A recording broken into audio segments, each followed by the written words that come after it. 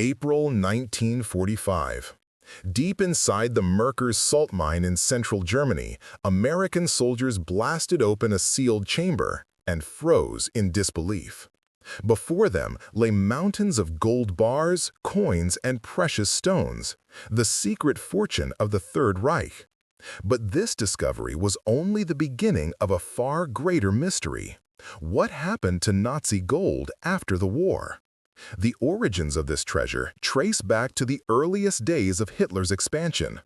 Even before open war began, Nazi Germany had begun pillaging the wealth of its neighbors. In March 1938, following the Anschluss, German officials moved swiftly to seize Austria's national reserves. More than 100 tons of gold from the Austrian National Bank were quietly transferred to the Reichsbank in Berlin. A year later, when Hitler's armies occupied the rest of Czechoslovakia, another 26 tons were taken from the Czech National Bank with the help of accounts held in the Bank of England. As Nazi Germany's empire expanded, so too did its appetite for wealth. Gold from Poland, Belgium, the Netherlands, and Norway flowed into Berlin. Each conquest meant another treasury looted, another set of reserves stripped. By 1942, the Reichsbank, under the direction of Walter Funk, had become a clearinghouse for stolen riches. Tons of bullion were melted down, re-stamped, and reallocated to disguise their origins. But the theft didn't stop with national treasuries. On a far darker scale, Nazi authorities plundered private citizens, especially Jewish families, across occupied Europe. When Jews were deported to ghettos or concentration camps, their possessions were systematically seized. Wedding rings, watches, coins, and jewelry were confiscated by SS units. Even gold teeth taken from victims murdered in extermination camps were delivered to the Reichsbank, melted down, and added to its reserves. Records discovered after the war revealed chilling details. SS officer Bruno Melmer organized regular shipments of Melmer gold, the euphemistic term for gold taken from concentration camp victims, from Auschwitz and other camps to Berlin. Ledgers meticulously recorded every delivery. It was bureaucracy at its most horrifying. Genocide transformed. Translated into accounting. As the war dragged on and Germany's defeat loomed, the Nazis sought to move their wealth through a network of neutral countries. Switzerland became the central hub. The Swiss National Bank accepted gold from the Reichsbank, often ignoring its suspicious origins. Between 1939 and 1945, Switzerland handled hundreds of millions of Swiss francs in Nazi gold, much of it smuggled from occupied Europe. Portugal also played a crucial role. The Nazi regime needed tungsten, a key metal for armor-piercing shells, and Portugal was one of the few sources. In exchange for the ore, Germany paid with gold, much of which had been looted from other nations. Despite Allied protests, these transactions continued until 1944, when the Allies finally imposed an economic blockade. Turkey, Sweden, and Spain too traded with the Reich, providing raw materials and banking services that indirectly prolonged the war. For these countries, neutrality meant profit, and the Nazi war machine kept turning, fueled in part by stolen gold.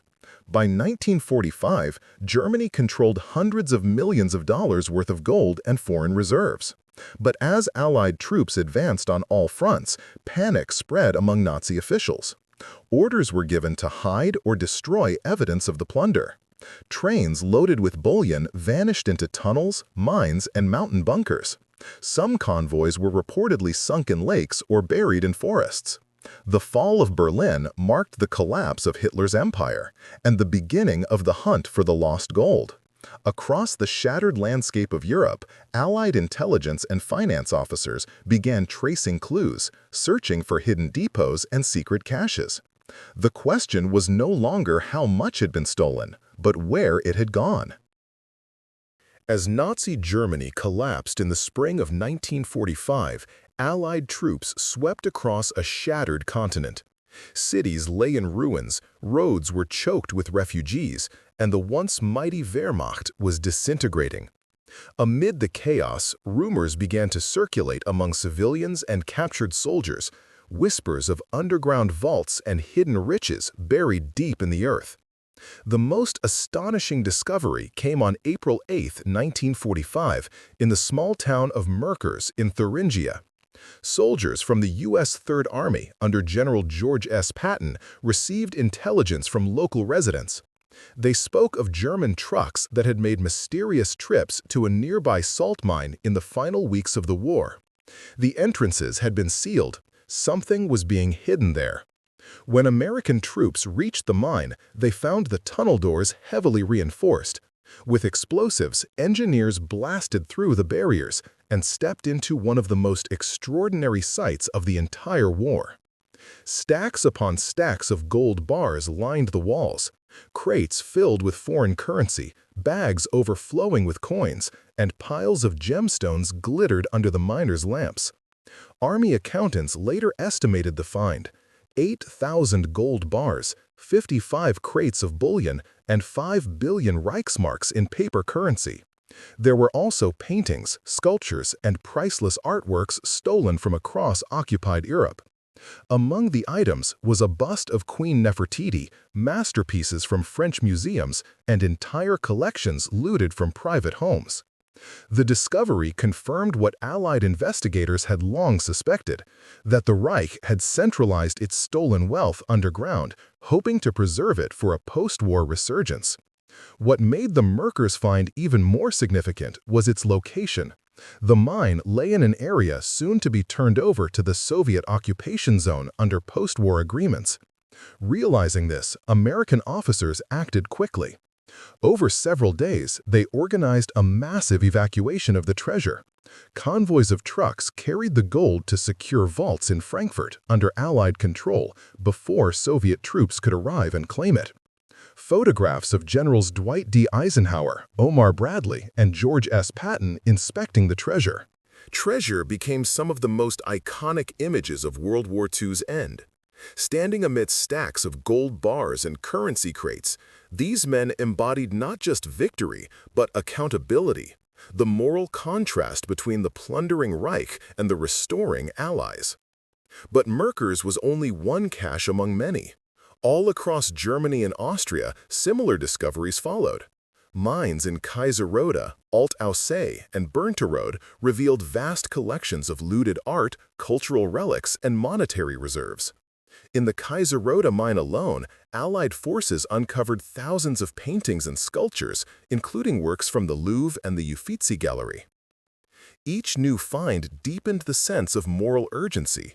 The treasures had been taken not only from governments, but from individuals, families, and cultural institutions destroyed by the Nazi war machine. Recovering them was not just about gold, it was about restoring civilization itself. The Allied command soon established specialized recovery units to handle the growing number of discoveries.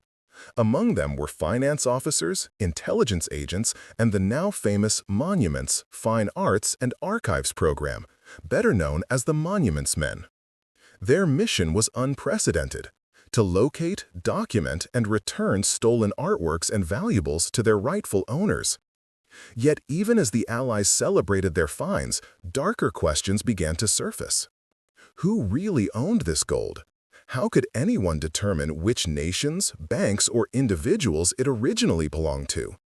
And what about the personal possessions taken from millions of murdered civilians? The rings, jewelry, and melted-down dental gold that had been mixed into the Reichsbank reserves. In one of the most controversial incidents, American forces intercepted the so-called Hungarian gold train in May 1945. The 46-car train, discovered in Austria, carried gold, jewelry, and household goods looted from Hungarian Jews during the Holocaust. The U.S. Army took custody of the cargo, but many items later went missing or were misappropriated by American personnel. Decades later, lawsuits would emerge over the mishandling of this treasure, a stark reminder that even liberators were not immune to failure. Meanwhile, countless smaller caches remained hidden or lost. In the confusion of retreat, SS officers ordered bullion dumped into rivers or buried in forests. Crates of Reichsbank gold were said to have vanished in the Alps, concealed in tunnels or lakes. Some reports even spoke of submarines carrying Nazi gold across the seas, perhaps to South America. Though most of these stories were never proven, they gave rise to the enduring legend of lost Nazi gold, a myth that continues to fascinate treasure hunters and historians to this day. By the time the guns fell silent in May 1945, Allied forces had recovered thousands of tons of looted wealth. But the true challenge was only beginning. Restoring justice required more than discovery, it required restitution. The Allies now faced an enormous question. How could they return stolen gold that had changed hands, been melted, and re-stamped beyond recognition? The answer would define post-war diplomacy for years to come. The discovery of Nazi gold across Europe in 1945 was both a triumph and a burden. The sheer scale of the loot was staggering, thousands of tons of bullion, foreign currency, and precious art. But every gold bar represented a question: who did it belong to? For the Allies, returning this stolen wealth became one of the most complex moral and financial challenges of the post-war era. The gold had passed through dozens of hands, melted down, and re-stamped to conceal its origins. It was no longer Polish, Dutch, or Belgian gold. It was anonymous, its history erased by fire and greed. In September 1946, the United States, Britain, and France took the first decisive step toward addressing the problem. They created the Tripartite Commission for the Restitution of Monetary Gold, known simply as the Gold Commission. Based in Brussels, its mission was clear: recover looted reserves seized by the Reichsbank and redistribute them to the countries from which they had been taken. It was an ambitious undertaking. Dozens of nations submitted claims: Poland, Belgium, the Netherlands, Greece, Norway, Italy, and many others. Each brought ledgers, central bank records, and testimony showing how the Reich drained their treasuries during occupation. But reality quickly set in.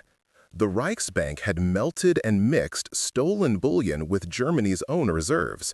Bars had been recast with fresh serial numbers. In some cases, gold seized from individuals, even from victims in concentration camps, had been thrown into the same furnaces as national reserves. Tracing individual bars back to their rightful owners was impossible. Faced with this, the Commission adopted a policy of proportional restitution. Instead of returning exact bars, they would pool all recovered gold and divide it among claimant nations based on documented losses. It was an imperfect but practical solution. On average, countries received about 65% of their pre-war reserves. For many, it was better than nothing, but far from full justice. Some governments, still struggling to rebuild, accepted the arrangement without protest. Others, like Greece and Poland, felt cheated, arguing that the system favored wealthier Western nations. Yet the hardest cases weren't about national treasuries at all. They were about people. Millions of ordinary victims, Jews, Roma, forced laborers, had seen their personal possessions stripped away. Rings, watches, coins, and even dental fillings had been melted into the Reich's bullion supply. This so-called Melmer gold, named after SS officer Bruno Melmer, represented the most horrifying dimension of the plunder. But the Gold Commission had no mechanism for returning it. Its mandate covered only state assets, not personal ones. For survivors of the Holocaust, there was no clear path to reclaim what had been taken. Governments absorbed their claims into national settlements, and restitution for individuals faded into bureaucratic obscurity. By the early 1950s, as Cold War tensions deepened, the moral urgency of Nazi restitution began to wane. Western Europe focused on rebuilding under the Marshall Plan, while Eastern Europe fell under Soviet control, where discussions of looted gold were politically inconvenient. The Gold Commission's work slowed, but it never completely stopped. Over the next 2 decades, it processed hundreds of claims, verifying shipments, exchanging recos with central banks, and redistributing bullion. The process was technical, often frustrating, but it ensured that the stolen wealth of Europe was at least partially restored. By the 1970s, most state claims had been settled. Yet thousands of tons of gold remained unaccounted for, lost in transit, hidden by Nazi officials, or absorbed into neutral economies. This brought new scrutiny to Switzerland, Portugal, and Sweden, the neutral nations whose banks had continued trading with the Reich well into the final years of the war. Allied intelligence reports revealed that Switzerland's national bank had accepted hundreds of millions of francs worth of gold from Germany, much of it looted from occupied countries. At the time, Swiss officials claimed they could not distinguish between legitimate and stolen bullion. Their role, they argued, was to preserve neutrality. But critics saw it differently, as moral blindness, or worse, complicity. For decades, these issues remained buried beneath layers of diplomatic discretion. Governments avoided confrontation, and public attention turned elsewhere. But the story of Nazi gold refused to die. In the 1990s, a new generation of historians, activists, and journalists began digging into wartime financial archives. What they uncovered reignited old debates. Swiss, Austrian, and even American institutions were accused of having profited, directly or indirectly, from the spoils of genocide. In 1996, U.S. Undersecretary of Commerce Stuart Eizenstat released a landmark report detailing how neutral nations had traded with the Nazi regime and benefited from its plunder. The findings shocked the world and forced long-silent institutions to respond. The renewed pressure culminated in the London Conference on Nazi Gold, held in December 1997. Delegates from 41 nations gathered to confront the unfinished business of restitution. They pledged to use the remaining reserves, about 5.5 metric tons of gold valued at roughly $70 million, to support programs for Holocaust survivors and their families. It was a symbolic act, not a complete one, but it marked a turning point. A recognition that the Nazi plunder was not just a historical rhyme, but a moral wound that continued to shape the modern world. By the time the Tripartite Commission officially dissolved in 1998, more than 50 years after its founding, most national claims had been resolved. But many private losses remained unanswered. Gold had been returned, justice had not. By 1945, Allied forces had secured thousands of tons of looted Nazi gold. Convoys of bullion were catalogued, shipped, and stored under military guard. Vaults were reopened, and the world's banks began to rebuild a shattered financial order. But one mystery lingered. What happened to the rest? Even after years of investigation, billions in gold and valuables were still unaccounted for. Some had vanished into the chaos of the Reich's final days, while others had been deliberately hidden by fleeing Nazi officials, SS units, and private industrialists who foresaw Germany's collapse. That uncertainty gave birth to legends, tales of lost treasure trains, hidden mountain vaults, and secret underwater hoards that would capture imaginations for generations. One of the most famous stories was that of the Nazi gold train, a supposed armored train that disappeared somewhere in Poland in the final weeks of the war. According to the legend, it was packed with gold bars, art, and jewels evacuated from the city of Breslau as Soviet troops closed in.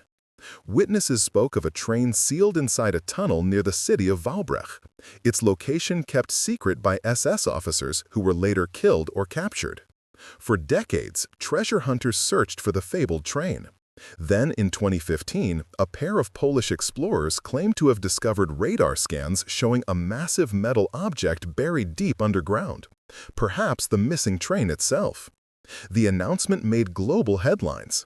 Military engineers, historians, and media crews swarmed the site. But when excavations began, no train was found. The story collapsed, but the myth survived. It wasn't the only one. Rumors spoke of Nazi gold dumped in Austrian lakes, like Lake Toplitz, where divers have found counterfeit British currency from Operation Bernhard, a Nazi plot to destabilize Allied economies, but never any bullion. Others claimed SS convoys carried gold through the Alps into hidden bunkers or secret tunnels that still lie sealed beneath snow and rock. Each of these stories has some root in fact. In the final months of the war, as Allied and Soviet armies advanced, German officials indeed attempted to hide wealth across Europe. Some gold was buried in mines, some sunk in rivers, and some spirited away through neutral borders into Switzerland, Spain, or South America. What happened next, though, remains murky. Historians have documented that Nazi officials such as Martin Bormann and others organized escape routes, the infamous rat lines that helped thousands of Nazi officers flee to Argentina, Chile, and Brazil. There is evidence that money and valuables were funneled along these routes. Whether literal tons of gold were included remains uncertain, but the suspicion never faded. Throughout the Cold War, intelligence agencies occasionally picked up whispers of hidden Nazi fortunes. Declassified files from the CIA and MI6 show sporadic investigations into Swiss accounts, Argentine properties, and suspected caches in the Alps. None produced definitive proof. Still, every few years, new stories emerge. An uncovered vault, a sunken crate, a hidden bunker, usually turning out to be empty. Yet the fascination endures. Part of that fascination lies in what the Nazi gold represents. It isn't just treasure. It's the physical embodiment of the regime's crimes. The theft of nations, the exploitation of labor, the plundering of human lives. Each bar of gold carried not only material value, but the weight of suffering. Even decades after the war, the question of justice remained painfully unresolved. While the Tripartite Commission restored national reserves, individual restitution lagged far behind. Survivors and their descendants often received nothing for the personal assets stripped from them. Homes, jewelry, art, and heirlooms that had vanished into the machinery of the Reich. Only in the 1990s, after massive public pressure, did European governments and banks begin to create symbolic restitution funds for Holocaust victims. The Swiss bank settlement of 1998, which paid over $1.25 billion to Holocaust survivors and families, was a landmark case, not for its monetary size, but for what it represented, an acknowledgement of silence and complicity. Similar funds followed in Austria, France, and Germany as institutions finally confronted their wartime roles. Yet even then, the amounts couldn't ever equal the losses. What was taken was more than wealth. It was history, identity, and dignity. Today, Nazi gold exists as both fact and myth. Historians estimate that over $600 million in bullion was looted during the war, worth tens of billions today. Most was recovered and returned. Some disappeared forever. But the stories that grew from that missing fraction, the treasure trains, the mountain vaults, the secret bank accounts, became part of a larger narrative about human greed, denial, and memory. Each discovery, whether a few coins in a salt mine or a crate of stolen art, serves as a reminder that history never stays buried for long. The pursuit of lost Nazi gold continues to inspire documentaries, novels, and expeditions. But behind every rumor lies a deeper truth. What was stolen cannot always be found, and what was lost cannot always be repaired. When the Tripartite Commission closed its books in 1998, its final report concluded that all recoverable monetary gold had been accounted for. But it added one haunting line. Some gold will never be traced, melted, mixed, and absorbed into the lifeblood of the post-war world. That statement is more than bureaucratic closure. It's a metaphor for how the moral stains of the 20th century remain with us, invisible but indelible. The story of Nazi gold is not merely about hidden treasure. It is about the choices nations made, to trade, to deny, to forget, and the struggle to reconcile prosperity with conscience. Even now, every time a diver searches a lake in Austria or a radar scan sweeps a Polish tunnel, it's not just gold they're looking for. It's closure, proof that justice, though delayed, can still be found buried beneath the stars of war. And that, perhaps, is the real legacy of the Nazi gold. Not the glitter of wealth, but the enduring reminder that greed, denial, and silence can weigh as heavily as any bar of bullion.